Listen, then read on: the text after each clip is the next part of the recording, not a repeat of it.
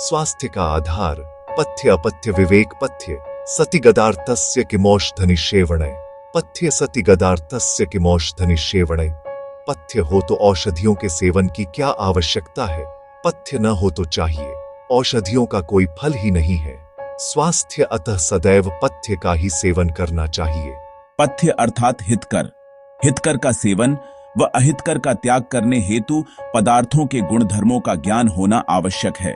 चरक संहिता के यज्ञ पुरुषीय अध्याय में ऐसे हितकर अहितकर पदार्थों का वर्णन करते हुए श्री चरकाचार्य जी कहते हैं, धान्यों में लाल चावल, दालों में मूंग, शाखों में जीवंती डोढ़ी, तेलों में तिल का तेल, फलों में अंगूर, कंधों में अदरक, नमकों में सेंधा व जलों में वर्षा का जल स्वभाव से ही हितकर है। जीवनीय द्रव्यों में देशी गाय का दूध, रसायन द्रव्यों में देशी गोदुग्ध गोघृत का नित्य सेवन, आयु को स्थिर रखने वाले द्रव्यों में आंवला, सदा पथ्यकर द्रव्यों में हर्रे, हरड़, बलवर्धन में षड्रस युक्त भोजन, आरोग्यवर्धन में समय पर भोजन, आयुवर्धन में ब्रह्मचर्य, थकान दूर करने में स्नान, आरोग्यवर्धक भूमि में मरुभूमि व शारीरिक पुष्टि में मन की शांति सर्वश्रेष्ठ है।